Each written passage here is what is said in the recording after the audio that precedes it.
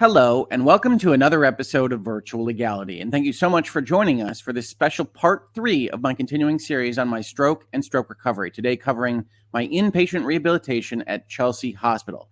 Before we get there, though, I do want to give the lay of the land from where we left off in part 2. I'm in a bed at Ascension in Novi trying to pass my swallow test so that I can eat regular foods. I never fully do. Instead, I get placed on a puree order for any meal requested from dining, meaning anything that I do order will be reduced to a kind of baby food-like paste. You haven't lived until you've had pureed sausage to go with your pureed omelet, folks. But speaking of babies, and my wife wanted me to tell you this story, so I'm going to add her to the stream right now.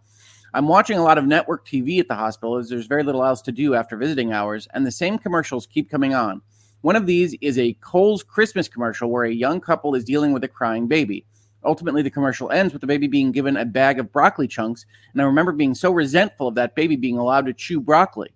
We called it the broccoli baby in my family, and I knew even then that I was being silly, being resentful of this commercial baby, but I couldn't stop being silly all the same. Do you remember broccoli baby, honey? I do. We laughed a lot about broccoli baby. Yeah, well, I wasn't too proud of being resentful of this baby, but that's where my brain space was at when I was dealing with all of this stuff so early after the stroke.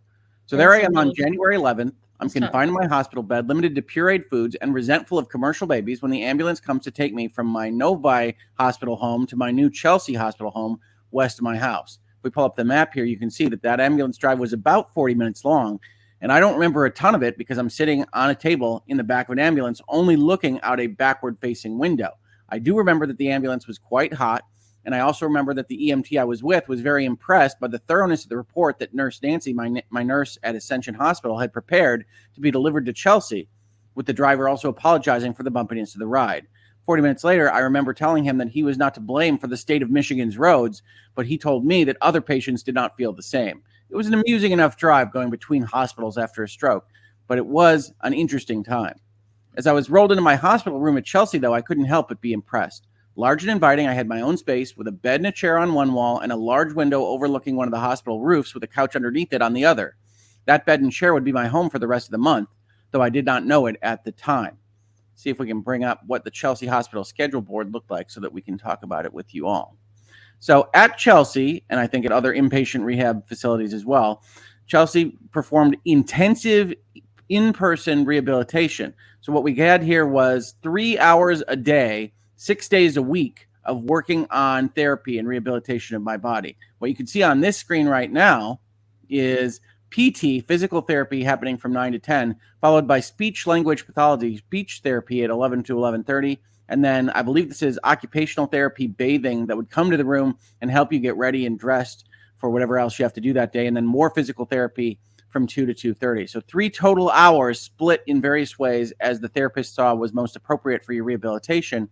And on this particular day, you had it split across 4 different sessions. But that was what every morning would look like. A nurse would come in overnight and look at the computers and tell you what your therapy schedule was going to be for the next day. And you would go and do whatever it told you to do while you were inpatient at Chelsea Hospital. This was a lot of work, as you can imagine. And I was also regularly visited during this time by nurses giving meds, checking my vitals, or drawing early morning blood, usually at like the 4 a.m. time frame. One of the ever-present jokes of rehab would be being asked how I rested since yesterday, and my responding something like, well, I live in a hospital, so... Now, rehab is one of the toughest things I've ever done. I know a lot of people asked me about it. I think in the face of a trauma like this, there's a tendency to want to turtle up and act like it didn't happen, to avoid the things that give you discomfort and become acclimated to a life with simply more deficiencies than usual. Rehab is basically the exact opposite of that, and the therapists are trained to find your greatest weaknesses that you're dealing with and to make you face them again and again to the point of failure every single day. It's the kind of place where the nurses tell you it's more than okay to cry, and yet I'm so thankful for being there for all of it. Still, the nurses really did try to make it as comfortable as they could. I just wasn't allowed to even move from the bed to a chair without a nurse call and a belt strapped around my chest for them to grab if I lost my balance. So there was often an alarm on my bed that would trigger if I shifted weight too much, and let's not even talk about bathroom needs. One of the best things I ever did during my stay was to realize that I could use how much I disliked the hospital life to motivate myself in therapy. Why am I living like this if I'm not going to work my butt off to do the thing I'm here to do? And motivate myself I did, with the help of a great wife and some of the best people I've ever met. We'll be talking with those folks as part of the series, including my speech language pathologist who got added to the schedule here when they were made available this next week. But suffice it to say, they embody relentless positivity, and they're some of the best people I have ever met. I was bound to my bed in a wheelchair when physical therapy started and walked out of the hospital with the help of a cane. I couldn't chew food and spoke with a slight slur when speech therapy started, and then I left to make videos shortly after leaving the hospital and felt like I had an alien starfish for a left hand that wouldn't help me get dressed when occupational therapy started, and left with full hand extension. I can move all my fingers on my left hand and a way forward for the rest of my life. Meanwhile, Mrs. Hoeg Law attended virtually every therapy session and got to be so known and trusted at the hospital that the therapist even gave her special goals to achieve with me. I know you like that, didn't you, Mrs. Hoeg? That was kind of fun. I like being able to help. Oh, yeah. She's underselling it a little bit. She was thrilled that they were giving her all these special tasks and goals with me, but she was amazing. She was there all the time, and when she wasn't, it was so much harder. And she only wasn't there, I think, one day during a snowstorm. She also spent this time getting ready for an uncertain future, organizing grab bars to be installed at the house and asking 101 questions of every therapist and nurse regarding everything from wheelchair access to my clothing requirements. She even got me special shoes that don't require tying each time to make sure there was no barriers to therapy. And I'll pull up that page for that right now if I can. So these shoes are called Kiziks, and other than sounding like they're a Tom Haverford brand from Parks and Recreation, are absolutely fantastic. They give you this support in the back of the shoe that allows you to just slip on essentially tennis shoes without needing to tie them each and every time, which was a bridge too far for me with the left hand being what it was coming right off of the stroke. And that's all when she wasn't organizing my parents' visits or my brothers to visit each night while I was in the hospital. How did you manage all that, honey? I don't know. You don't know? I still don't know. With a lot of help. I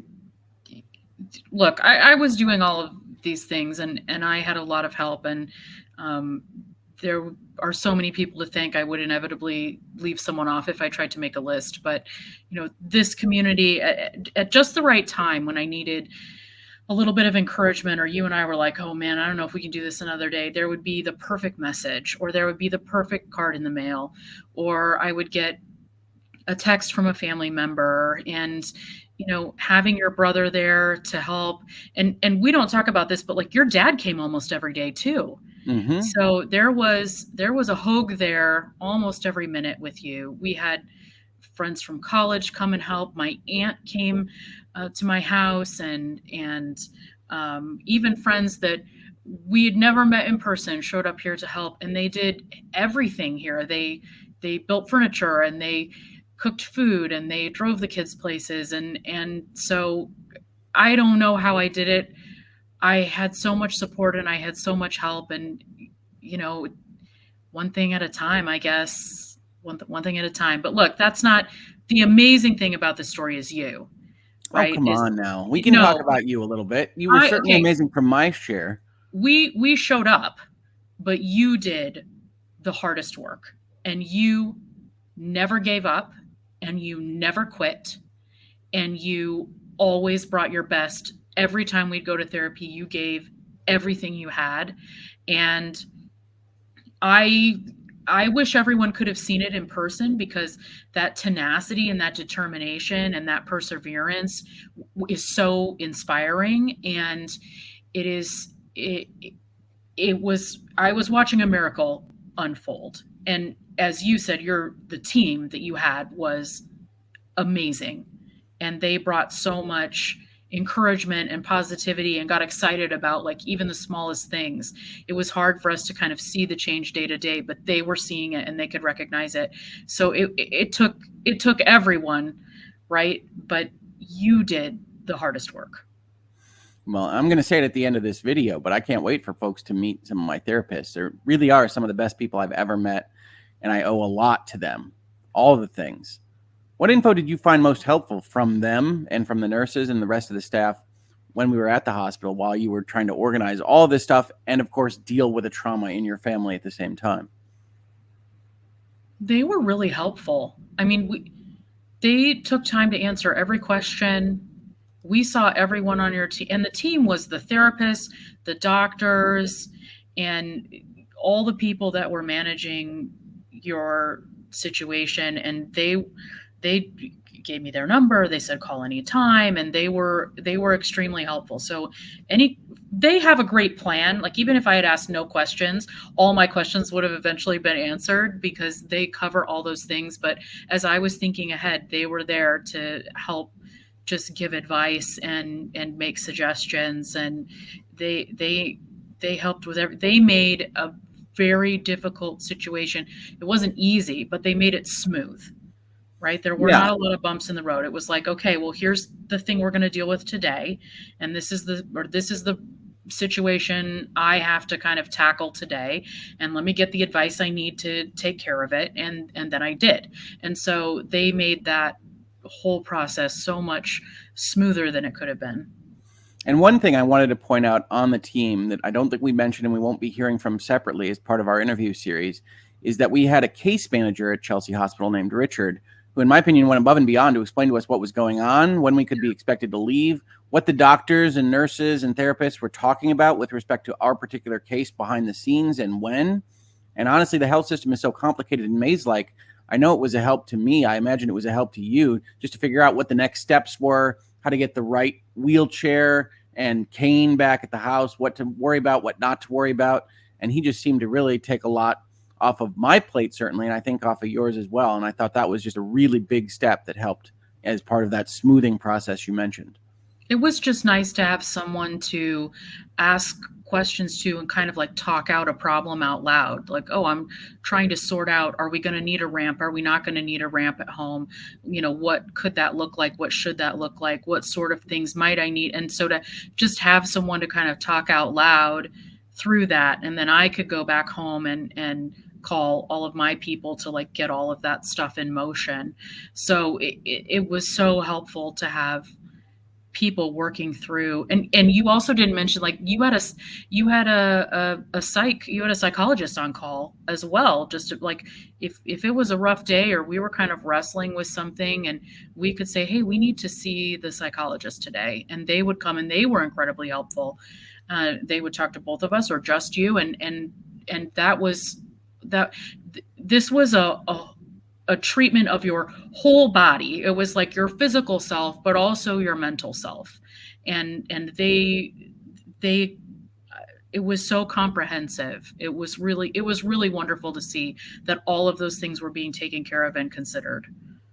Yeah, I remember during that time that I was concerned specifically about the transition home and how active I could be and what I needed to worry about. I mean, one of the things that happens here is this thing happened. It feels random in the moment, and even now a little bit. And you're wondering, what do I need to worry about not doing? What do I need to really consider about the activities that I do at home?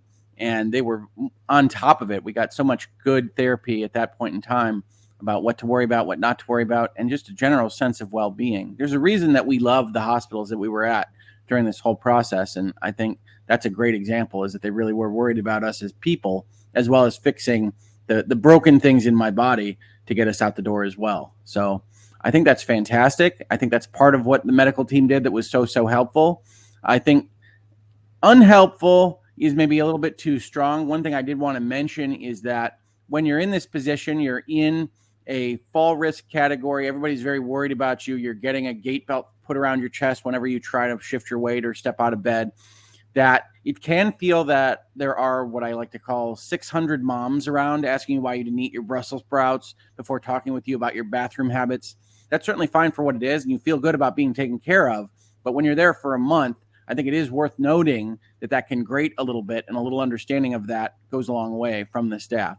And so I don't think that that's preventable. I think they're trying to take care of you, make sure nothing worse happens to you. But it can get to be a little much for somebody that's independent-minded like myself to be in a hospital for so long.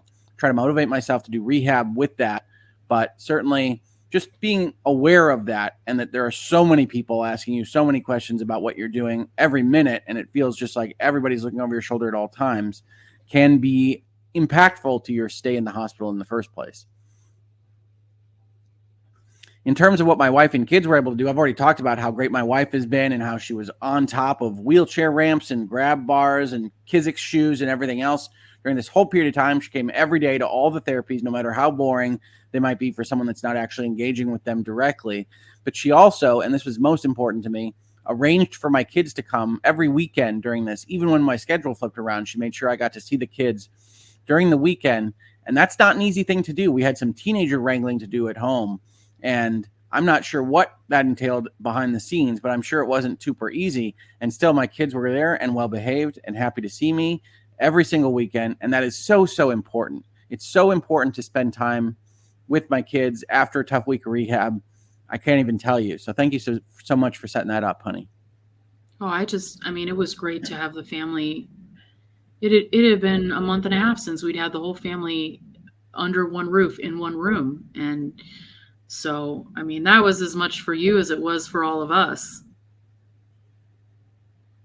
Well, I'm glad. It was fantastic. I was super happy to have it. And I always felt bad about the people in the other rooms that maybe didn't have as much family support as same. I did.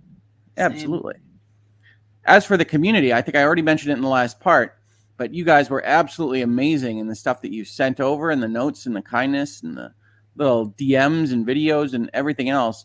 But certainly the packages that my parents picked up from my office were so important to helping us just feel loved and supported across the world, really, for all these things. And I just have one picture here to show you of just one day of picking up packages from my office that happened. And this is put in our home. And then this was brought in various parts to me in the hospital, and just wonderful handmade things like this Michigan quilt and just enormous squishmallows like this lovely dragon and a huge host of Care Bears that we actually used for a time in a handbag to help support my left arm while I walked so that we would avoid kind of the arm coming out of the socket, what they call subluxation. And everything else just was such a boon to me in terms of proceeding with my rehabilitation.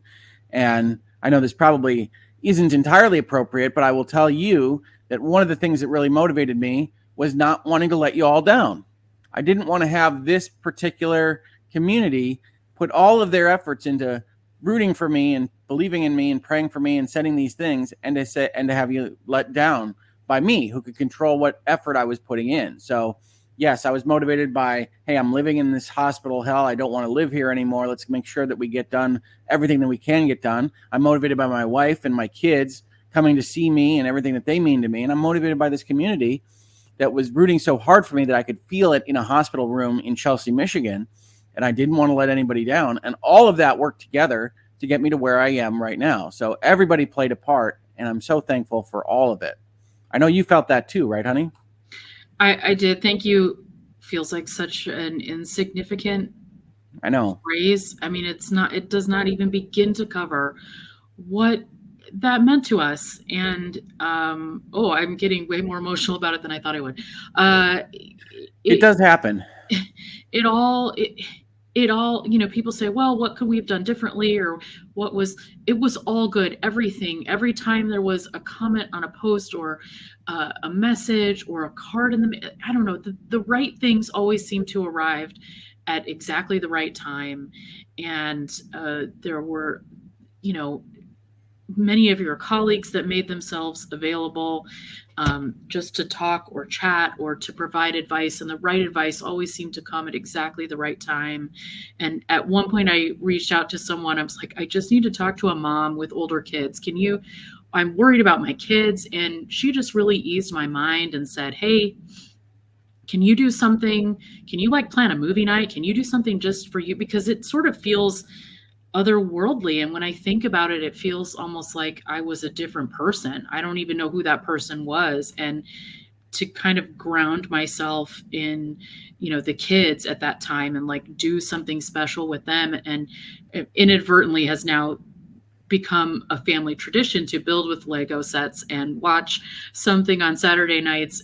But it started because someone said to me, hey, you need to take a time out here for you and the kids. And so all the little bits of advice and all the thoughts, and even simple things like, hey, I just want you to know we're thinking about you, and I know you got this. And those are such simple phrases, but they mean so much to know that someone thinks we can do it, that someone thinks I can do it. And this community was incredible, and our family was incredible. And, they were taking care of things even from many states away. They were helping solve problems. And I've already mentioned all the people who physically showed up here to help, our school community to bring meals. And there were people in our school community who don't know me.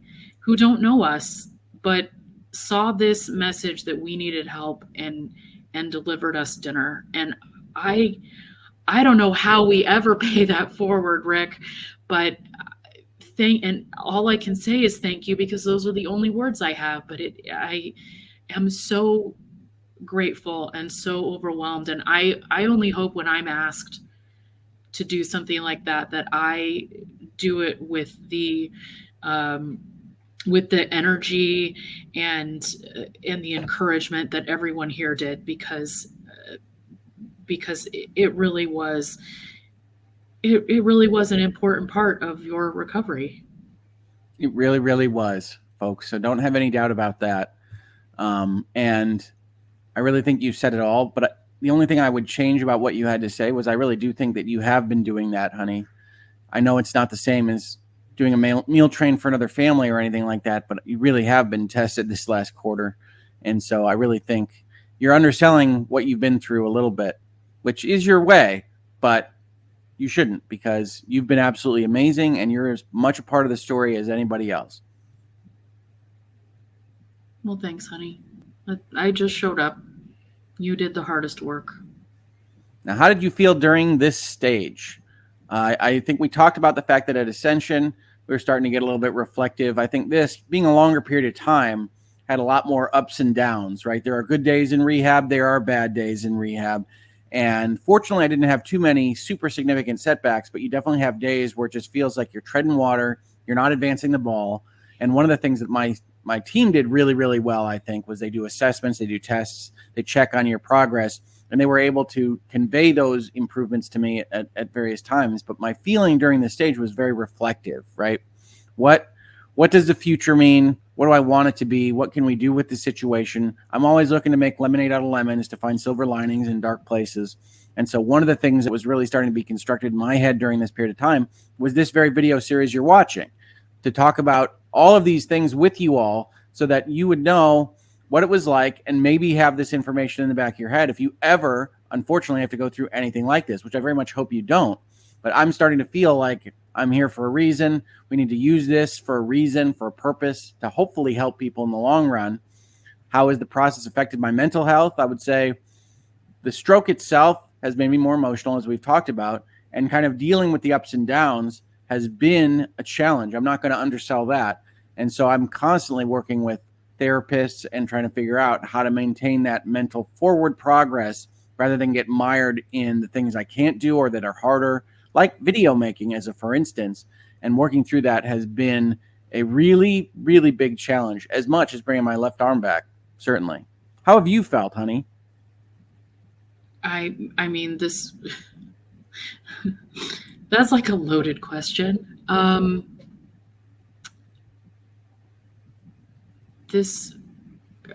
don't want to be negative about this. I try to really focus on the positive, good things that came out of this. But no, it's That's all right to be negative. We're against strokes, folks. Do not recommend. Anyone who goes through a trauma or a complete life shift, like at one point, I said, this is an alternate timeline. It's whatever was before is not anymore. So everything has to kind of be reconsidered and rethought through. And I highly recommend to anyone who goes through a great life change of any kind, or a near-death experience like you had, that you get help from a professional, because even just talking out loud and having your perspective shift is really helpful. I will say that your team helped make me feel really comfortable with the path you were on, and that was really encouraging. I think the first or second day, one of your therapists said, listen, if my family had to do this, this is exactly the facility I would want them to be at. And that was really comforting to me, to know that even the people who worked here would want their family to be here. And so those kinds of things were really helpful to kind of ease the ups and downs a little bit. Because at least at the very least, we knew we were in the right place, even if things felt awful, or, if we were having a low moment. And they do come. I don't want to tell people like we never had that. We never had any setbacks. That's not our story, but we do try to focus on the positive if we can. Yeah, for sure. And as I mentioned to folks, we have that fundraiser on May 6th to talk about Chelsea Hospital, talk about Ascension. And I really think that these places saved my life and saved my family's life for being even remotely close to what it was before the stroke. And I can't thank them enough. You can hear that my wife can't thank them enough. And we are really looking forward to hopefully, with your help in the community, raising some funds for their rehabilitation facility, for the things that helped save my life. And please do mark in your calendars May 6th, because I think it's going to be a fun one. We're going to be doing a live stream. I think a number of my friends are going to come by. We're going to do some fun things on that stream. And we're going to raise money for some important causes that really do save lives, change lives, and some of the best people that you will ever meet. Speaking of that, at the end of this video here, Chelsea Hospital is basically done with me. It's the top of February, but I was not done with it. So stay tuned for conversations with all of my Chelsea therapists. I really cannot wait for you to meet them. They are all real live heroes, every single one, and you are going to be so impressed when you get a chance to see them for yourselves. I'm not sure you can see them. I'm not sure they're going to be on video, but I'm really excited to have this conversation because I think folks have asked me a lot of questions about what physical therapy is, what occupational therapy is, what speech therapy is. They're going to have some really good answers for you, and I cannot wait to have those interviews, those talks as part of this series. So please stay tuned for that, and thank you so much for joining us for part 3. Thank you again, honey, for being here as well. Yeah, you're welcome. Virtual Legality is a YouTube video series with audio podcast versions presented as commentary and for education and entertainment purposes only. It does not constitute legal advice and does not create an attorney-client relationship. If you have legal questions about the topics discussed, please consult your own legal counsel.